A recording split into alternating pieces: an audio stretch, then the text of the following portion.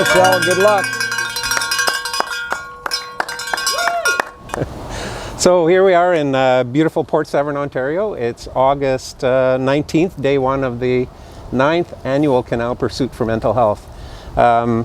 Pretty happy to be able to make it out for another year. We've got some pretty special guests that have joined us for the opening ceremony.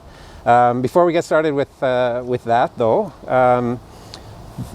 just want to let people know that this year's event is a special tribute to Canada's military and first responders. We're honoring one of those branches on each day as a separate event, and today we're honoring paramedics. Our first runner, Michelle, just left, and she's running 20 kilometers. She's a paramedic, and she'll be joined at the 10-kilometer mark by Sarah Francom, who's also a paramedic. They'll be running together, and then I'll do a little bit of running, and Aurelia Councilman Jay Follis will be ending up the day in Aurelia as he runs a 10-kilometer segment through the city. We have this morning with us Mayor Burkett from Severn, and Member of Parliament Adam Chambers, Simcoe North, right? That's right. And they're out to support the run, and I really appreciate that you guys have taken the time out of your busy schedules to come out this morning. Thanks so much for being here. Absolutely. It's an amazing day, but many days of raising awareness for mental health, and I have to give everybody credit, Clay, you, and everyone involved in the Canal Pursuit.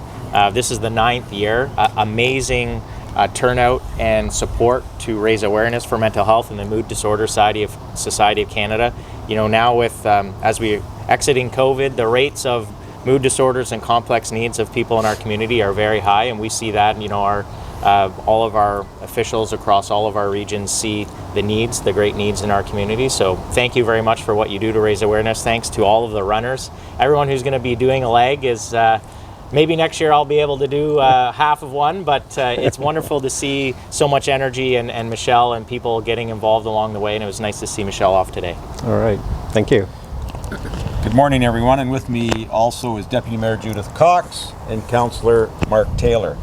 Thank you, Clay, for what you do. I think with the onset of COVID, it's brought mental health and illness to a forefront, and I think we all need to work together to recognize the struggles that these poor people are going through, not knowing if there's help out there for them. But to all the runners today, I commend you for taking the time out of your busy lives to do what you do and make us all aware of what's going on. So all the best to everyone today.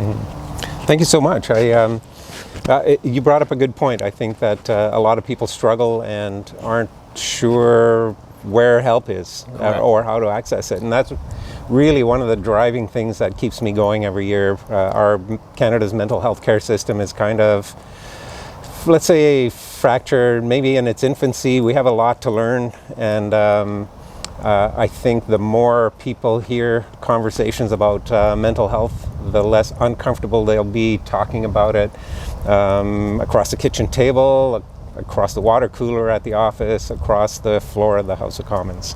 So we keep talking. Thank you so much for coming out. I appreciate it. Thank you. Thank you. Wow. That was fun, Clay. You never don't have an issue with a route.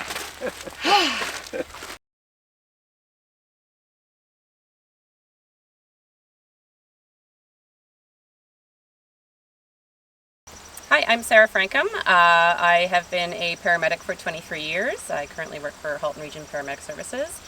Obviously, being a paramedic, mental health really plays a giant role in what we do. We tend to see people sometimes on the worst days of their lives. But, you know, making sure that us as first responders and paramedics take care of our mental health is so important. And it's just really come to the forefront in the past few years. We tend to go in and take care of everybody else, and sometimes we forget to take care of ourselves. So doing this run today, I want to bring awareness to the fact that mental health is important for everybody, very paramount for first responders especially, and to really just say, you know what, if you're out there and you're struggling and you need help, put your hand up and say, hey, I need some help.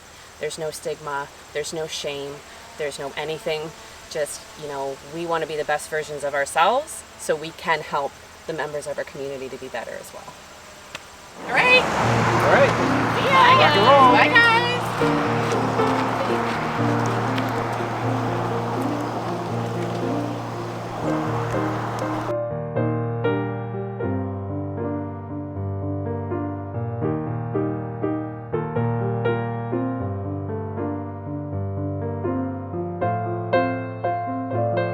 Strava's recording. There you go. Woo! All right, Clay. Good work. He's got the flag. Do you see him the flag? Yeah. Okay. Yay! Woohoo! Upper Big Chute Road. And legs run. Yes, they do.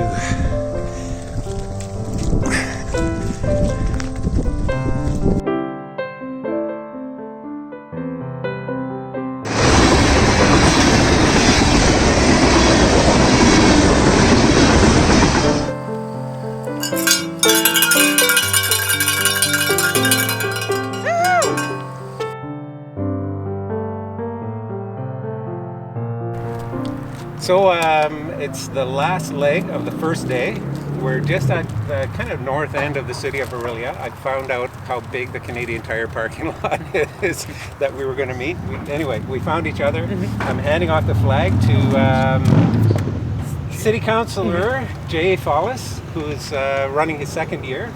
But you've been out a few times to cheer us on, right? I think it's the fourth time attending the event, Yeah, I believe. right. Yeah, and then once virtual too over COVID, Oh, that's something right. like that. Yeah. For sure. I really So, appreciate you coming out year after year, and thanks for taking the Oh flag yeah, and no, running it's the last section today. yeah, I it's appreciate it. great to be a part of it. Hopefully, I won't trip and I'll make it the whole way. It's always an honor to hold the flag. So I'm here bringing greetings on behalf of the city of Orillia, and we're very proud to host the run today and really recognize the importance of bringing attention to mental health, and it's something that impacts all of us.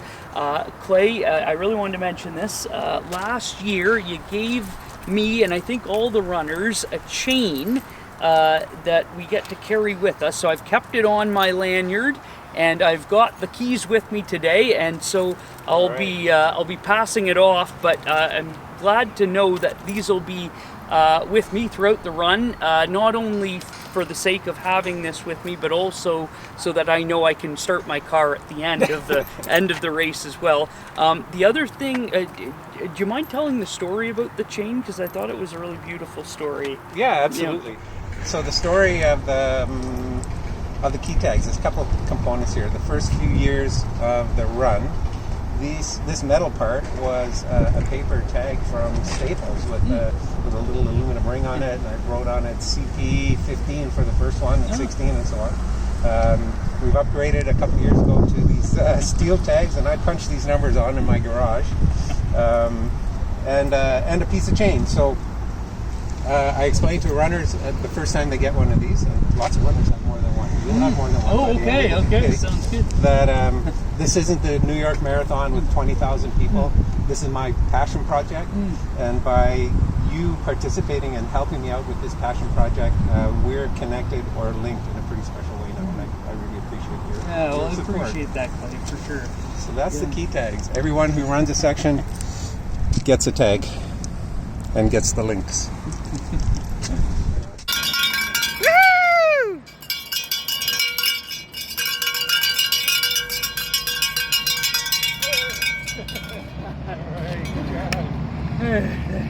Well done.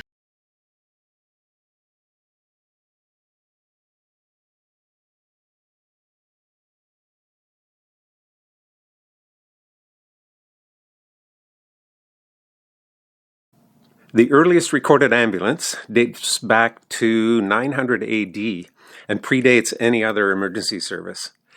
In the 1700s, ambulance volantes were used by Napoleon during wartime to carry wounded from the front lines to fixed hospitals. In Canada in 1832, due to the demand for help in removing ill and deceased victims during a deadly cholera outbreak in the town of York, now Toronto, the first organized form of ambulance transportation was established by Mr. John Blevins, staffing the cholera cart. It should also be noted that Toronto's first mayor, Mr. William Lyon Mackenzie, also served as an attendant on the cholera cart.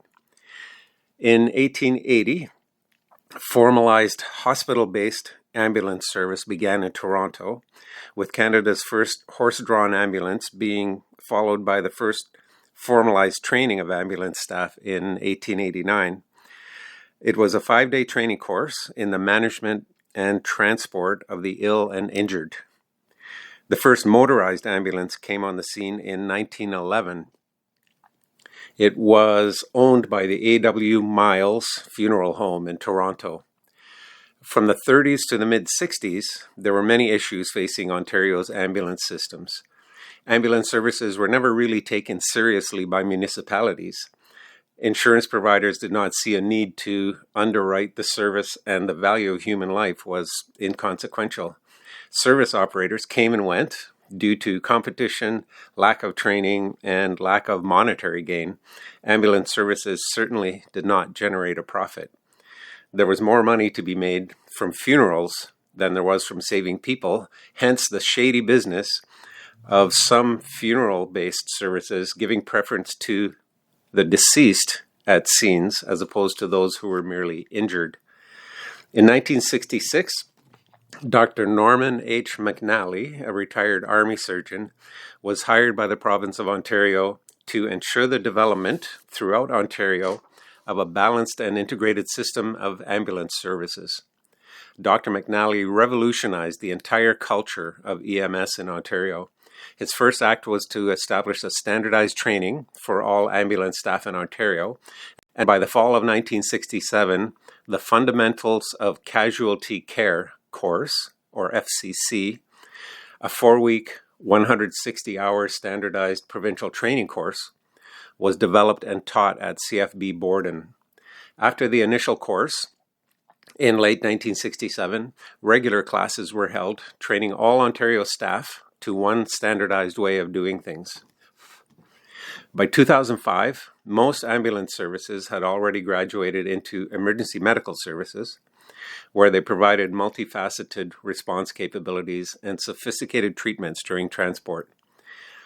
In 2005, the Professional Paramedic Association of Ottawa was instrumental in lobbying for emergency medical services to become recognized as paramedic services.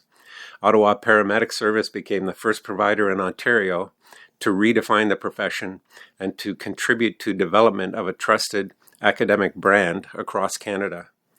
As of 2008, degree programs in paramedicine were introduced, and Ontario's paramedics are now striving towards self-regulation, a far cry from hauling cholera victims in a horse-drawn cart.